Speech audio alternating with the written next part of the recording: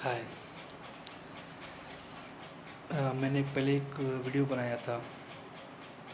मतलब उसका टॉपिक ये था कि गॉड जो है वो एक सिस्टम की तरह काम करता है या फिर एक सिस्टम है और हम उस सिस्टम के एक हिस्से हैं। और कैसे सिस्टम मतलब इकोलॉजिकल बैलेंस बनाने की कोशिश करती है या जो भी चीज़ें हैं वो कैसे बैलेंस तरीके से चलती काम करती है। तो उसमें मैंने कोरोना का भी एग्जांपल दिया था और बाकी चीज़ें भी बहुत सारी मतलब डिस्कस की हुई थी। तो उसी वीडियो को मैं आगे डिस्कस करना चाहता हूँ। जैसे एक कंसेप्ट है कि इकोलॉजिकल बैलेंस। तो इकोलॉजिकल बैलेंस मतलब क्या है एक्चुअली? जैसे हमारी अर्थ है, तो अर्थ के अंदर लिथोस्फीयर है, बायोस्फीयर है, ये तो हम बेसिक चीज़ें जानते हैं। और कुछ जैसे जो नॉन साइंस के स्टूडेंट्स हैं, आर्ट्स वाले साइंस स्टूडेंट्स हैं, बीकॉम्स कॉमर्स वाले स्टूडेंट्स हैं, उनको शायद ज़्यादा डिटेल में नहीं पता हो, लेकिन उन्होंने सुना रहता है कि बायोस्फीयर क्या है। तो जो भी लिविंग थिंग्स है एक्चुअली, प्लांट्स हो, एनिमल्स हो, तो वो सारी चीज़ें मिलकर बायोस्फीयर बनता है। और वो एक इकोसिस्टम की तरह काम करता है। जैसे तालाब हो गया तो एक इकोसिस्टम है, जंगल एक इकोसिस्टम बन गया। फिर मतलब ऐसे छोटी सी भी इकोसिस्टम हो सकती है और बहुत बड़ी हो सकती है। जैसे अर्थ एक इकोसिस्टम बन सकती है, पूरा ब्रह्मांड मिलकर एक इकोसिस्टम बन सकती है। तो ये हो गया इकोसिस्टम। अब उस इकोसिस्टम के अंदर क्या है कि सूरज की जो रोशनी है, जैसे अर्थ के ऊपर सन के जो सनरेज जो आते हैं, तो वो सूरज की रोशनी जब अर्थ को रीच करती है, टच करती है, तभी यहाँ की इकोसिस्टम जो है वो चल पाती है। अगर समझो सूरज की किरणें गिरना बंद हो गई तो पूरी अर्थ मतलब अर्थ की जो इकोसिस्टम है पूरी तरह से कोलैप्स हो जाएगी। जैसे क्योंकि प्लांट्स जो है वो फोटोसिंथेसिस करते हैं, तो वो फोटोसिंथेसिस नहीं हो पाएगा तो प्लांट्स अपने आप मर जाएंगे। प्लांट्स मर जाएंगे तो पंछी मर जाएंगे, एनिमल्स मर जाएंगे और इंसान भी मर जाएंगे। तो पूरी की पूरी सिविलाइजेशन ख़त्म हो जाएगी, पूरा का पूरा बायोस्फीयर ख़त्म हो जाएगा। तो ऑक्सीजन का भी लेवल कम हो जाएगा, कार्बन का बढ़ जाएगा। तो ऐसे बहुत सारे इफेक्ट्स होंगे और धीरे धीरे पूरी की पूरी अर्थ मतलब कोलैप्स हो सकती है। तो ये हो गया कि क्या हो सकता है। लेकिन वो सूरज की किरणें अर्थ को रीच करने के बाद जब फोटोसिंथेसिस होता है तो उसके वजह से क्या हो गया कि प्लांट का पॉपुलेशन बढ़ता है। प्लांट्स का पॉपुलेशन बढ़ गया तो एनिमल्स अपने आप बढ़ेंगे। एनिमल्स बढ़ेंगे तो उसको जो खाने वाले कार्निवोर्स हैं उनका पॉपुलेशन भी मेंटेन रहेगा। तो इस तरह से जो बैलेंस बना रहता है उसको इकोलॉजिकल बैलेंस कहते हैं। उसको हम फूड चेन कहते हैं। पहली बात, उस फूड चेन के अंदर अगर किसी भी एक स्पेसीज़ का अगर पॉपुलेशन कम होता है या एक लेवल का, मतलब हर्बीवोर्स हो गए, हर्बीवोर्स को खाने वाले कार्निवोर्स हो गए, तो ऐसे अगर वो चेन अगर कोलैप्स हो गई तो उसे हम कहते हैं कि भाई बैलेंस जो है वो बिगड़ गया, इकोलॉजिकल बैलेंस। तो उसकी शुरुआत कहाँ से होती है कि सूरज की रोशनी अर्थ को पहुँचने तक। उसके बाद तो फिर कार्निवोर्स अपना रोल प्ले करेंगे, हर्बीवोर्स अपना रोल प्ले करेंगे। हर्बीवोर्स मतलब जो प्लांट्स को खाने वाले हैं, बकरी वगैरह, और बकरी को खाने वाले कार्निवोर्स शेर हो गया, टाइगर। तो ऐसे बैलेंस एक चेन चलती है, फूड चेन कहते हैं उसे। तो ये हो गया फूड चेन और ये हो गया इकोलॉजिकल बैलेंस। तो वो सिस्टम क्या करती है कि ऐसी ऐसी स्पेसीज बनाती है जो वो बैलेंस मेंटेन करके रख सके। तो हम उसे एवोल्यूशन कहे, हम फिर उसको बाद में अडाप्टेशन कहेंगे कि जैसे मतलब सिचुएशन बनेगी वैसे अडाप्टेशन भी अपने आप हो जाता है। तो वो आगे की बात है। फिलहाल हम ये बात कर रहे हैं कि इकोलॉजिकल बैलेंस क्या है। तो इकोलॉजिकल बैलेंस हो गया। अब उसके आगे की बात करते हैं कि इकोलॉजिकल बैलेंस अगर समझो बिगड़ जाता है तो ना बिगड़े इसलिए कुछ स्पेसीज होती है, उसको कीस्टोन स्पेसीज कहते हैं।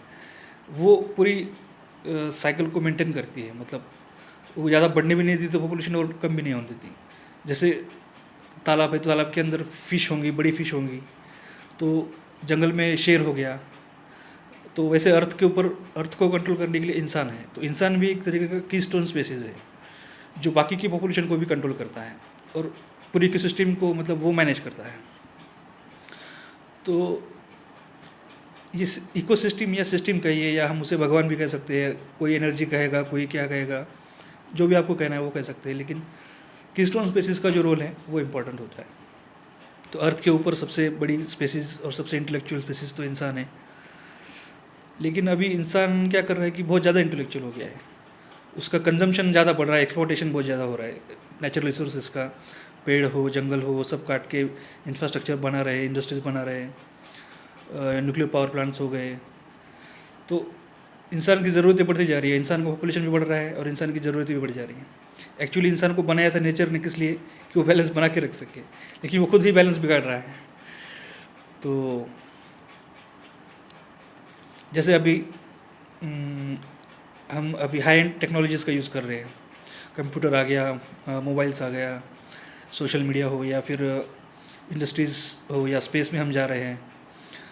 तो जैसे हमने रोबोट्स भी बनाए, तो रोबोट्स और ये टेक्नोलॉजी हमने क्यों बनाई, क्योंकि हमने जो बनाई हुई सिस्टम है, हमारे होटल्स, हमारे इंस्टीट्यूट्स, हमारे बड़ी बड़ी फैक्ट्रीज, बड़े बड़े कंपनीज ये सही से काम कर सके। जैसे अभी एक होटल में हमने रोबोट रख दिया तो वो 4 लोगों का काम अकेला ही कर रहा है, मतलब एफिशिएंसी बढ़ रही है, जो वर्क की इफ़िशियंसी है वो बढ़ रही है, एक ही आदमी ज़्यादा काम कर रहा है कम एनर्जी कंज्यूम करके। सही है ना, क्योंकि वर्कर्स को ज़्यादा सैलरी देनी पड़ेगी, उनको इंश्योरेंस देना पड़ेगा, वो सब चीज़ें आ गई।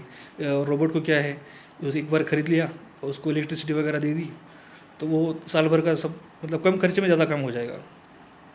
तो इसी से अब नेचर ने या भगवान ने इंसान को बनाया था कि इंसान जो है वो रोबोट की तरह एफिशिएंटली काम करेगा, लेकिन वो क्या कर रहा है कि अपने खुद की नीड्स पूरी करने के लिए एक्सप्लॉयटेशन करते जा रहा है, बहुत ज़्यादा एक्सप्लॉयटेशन हो रहा है। तो हमारे धर्म जो है, धर्म में भी यही कहा है कि मध्यम मार्ग कहिए और कर्म सिद्धांत, कि आपको इसलिए बनाया है धर्म ने या ईश्वर ने ताकि आप अच्छे कर्म करो, अच्छे नहीं कर सके तो बुरे मत करो, कम से कम अच्छे नहीं कर रहे बहुत अच्छे करो, यही नहीं है, ज़रूरी नहीं है कि बहुत अच्छे बहुत महान व्यक्ति ही बनो। जो भी आपका काम है वो जितना भी आप कर सकते हो उतना अच्छे तरीके से करो, वो तो करो ही, लेकिन जैसे ज़्यादा इलेक्ट्रिसिटी का यूज़ करना, ज़्यादा पानी का यूज़ करना, ज़्यादा खाना खाना, ज़्यादा शराब पीना, ज़्यादा पैसे एक्सपेंसेस करना, तो ये कोई भी चीज़ जो है वो ज़्यादा नहीं होनी चाहिए, क्योंकि हम ही इतने इंटेलेक्चुअल स्पेसीज है अर्थ के ऊपर जो इस चीज़ को समझ सकते हैं। वो भेड़ बकरियाँ तो नहीं समझ पाएगी, कुत्ते बिल्ली ये तो नहीं समझ पाएंगे कि मुझे ज़्यादा नहीं खाना है, कम खाना है पोल्यूशन हो रहा है या नहीं हो रहा है, उनको क्या पता, वो हमें समझ सकता है। इसीलिए ऐसी स्पेसीज, इंसान नाम की स्पेसीज बनाई ताकि वो इस इकोसिस्टम को सही तरीके से, अर्थ नाम की इकोसिस्टम को सही तरीके से चला सके। लेकिन हमारा कंजम्पशन और एक्सप्लॉयटेशन तो बढ़ता ही जा रहा है, तो इसलिए वो बैलेंस करने के लिए कोरोना जैसे वायरस आते हैं, जैसे मैंने पहले भी बताया था वीडियो में कि वो कैसे इकोलॉजिकल बैलेंस बना रहे हैं, कि ऑक्सीजन जो है वो कम था लेकिन ऑक्सीजन का परसेंटेज बढ़ गया, कार्बन का बहुत ज़्यादा था वो उसका परसेंटेज कम हो गया। तो इस तरह से बैलेंस करने के लिए ये आया है कोरोना। तो देखिए जब अर्थ बनी थी तो ये एटमॉस्फेयर भी नहीं था अर्थ के ऊपर, वो अर्थ के ऊपर ऑक्सीजन इसीलिए लाया है ताकि यहाँ पे बायोस्फीयर बन सके। फिर जो मेटल्स थे अर्थ के अंदर वो वल्केनोस के द्वारा वगैरह वो ऊपर आ गए, मेटल्स आ गए, स्टोन एज हो गया, फिर आयरन एज आया। तो ये आयरन का हम यूज़ करके फिर हम नई सिविलाइजेशंस बने, स्टेट की निर्मित, स्टेट मतलब राज्य की निर्मित हो गई, आर्मी बन सकी। जो वॉर्स थे पहले के, वो उसको क्या कहते हैं, रथ कैरियट से हम लड़ते थे, और जो धनुष्य बाण हम यूज़ करते हैं वो भी उसके लिए भी मेटल चाहिए। तलवार हो गई तो उसके लिए मेटल्स जो चाहिए थे, वो मेटल्स ऊपर अगर नहीं आते तो हम इतनी बड़ी सिविलाइजेशन नहीं बन पाते। अब तो हम पता ही है कि उसके ऊपर कितना डिपेंड है। तो ये अर्थ ने ये जानबूझ के ऐसी चीज़ें बनाई, ऐसा एटमॉस्फेयर किया, ऐसा सिचुएशन बनाया कि इंसान बन सके और वो इस सिस्टम को सही तरीके से चला सके। लेकिन वो हमारा मेन रोल हम भूल के हमारी नीड्स जो है वो बढ़ती जा रही है। वैसे ही हमने रोबोट्स बनाए, जैसे हमारा काम इफिशिएंटली हो सके इसलिए हमने रोबोट बनाए और उसको हम आर्टिफिशियल इंटेलिजेंस दे रहे हैं। तो आर्टिफिशियल इंटेलिजेंस अगर हम देंगे तो कल हो सकता है कि रोबोट्स ही हमारी जगह ले लें, कि रोबोट्स ही इस अर्थ को कंट्रोल करना शुरू कर दें, रोबोट्स ही सारी सिस्टम, मतलब वही कीस्टोन स्पेसिस बन जाए। भविष्य में क्या हो सकता है हम बता नहीं सकते। जैसे हम खुद के बारे में ज़्यादा सोच रहे हैं, हम ज़्यादा एक्सप्लॉइटेशन कर रहे हैं, तो अगर रोबोट्स भी कल अगर अपनी खुद की ज़रूरतें पूरा करने लगे तो फिर तो मुश्किल हो जाएगा। हम तो चलो ये अपने आप को कंट्रोल कर सकेंगे, लेकिन रोबोट्स को हम कैसे कंट्रोल कर सकेंगे। तो इसलिए धर्म हो या साइंस हो, दोनों का कहना यही है कि कर्म जो है, अपने कर्म जो है उसके ऊपर ध्यान देना चाहिए। चलो कर्म आप अच्छे नहीं कर सकते, हर इंसान की कैपेसिटी नहीं होती है, लेकिन आप कंजम्पशन तो कम करिए, एक्सप्लॉइटेशन कम करिए। मतलब नेचुरल रिसोर्सेज का जो एक्सप्लॉइटेशन हम करते हैं, जैसे बिजली का बिल हो गया, जैसे पानी छोड़ दिया, तो पानी का ज़्यादा से कम यूज़ करें, ऑप्टिमम यूटिलाइजेशन होना चाहिए। एनर्जी इफिशिएंसी जो कंसेप्ट है उसको समझिए, उतना तो हम कर सकते हैं। आपको सब काम धंधा छोड़ के समाज की सेवा करने की ज़रूरत नहीं है पुण्य कमाने के लिए, इतना भी कर दे तो भी काफ़ी है। बिजली की बचत कीजिए, पानी की बचत कीजिए, पेड़ पौधों को लगाइए। ये भी धर्म भी यही कहता है और साइंस भी यही कहता है। तो धर्म मतलब कैसे कि हम धर्म में कहते हैं कि भाई हिंदू धर्म में कहा है कि कर्म सिद्धांत है, महाभारत गीता में वही दिया है, इस्लाम में भी वही है, बुद्धिज़्म जैनिज़्म उसमें तो वही है, 100% वही है। वो तो साइंस के आधार पे, मतलब उसको तो हम आधार देकर भी बता सकते हैं कि कर्म कैसे होना चाहिए। उसमें तो मध्यम मार्ग है। मध्यम मार्ग मतलब हर चीज़ कम होना चाहिए, बहुत कम भी नहीं होनी चाहिए और बहुत ज़्यादा भी नहीं होनी चाहिए। ऑप्टिमम यूटिलाइजेशन, मतलब ज़्यादा भी नहीं और कम भी नहीं। ऑप्टिमम मतलब क्या, ज़्यादा भी नहीं और कम नहीं। एनर्जी एफिशिएंसी मतलब क्या, कर्म कंजर्वेशन में ज़्यादा काम। आप 1 लीटर पेट्रोल में इतने किलोमीटर जा सकते हो। कल अगर आप इथेनॉल, वो जो नए पेट्रोल बायोफ्यूल आता है, तो वो आपका एनर्जी एफिशिएंसी बढ़ जाएगा। मतलब कम 1 लीटर में आप ज़्यादा किलोमीटर जा सकते हो। तो इसी को कहते हैं एनर्जी एफिशिएंसी।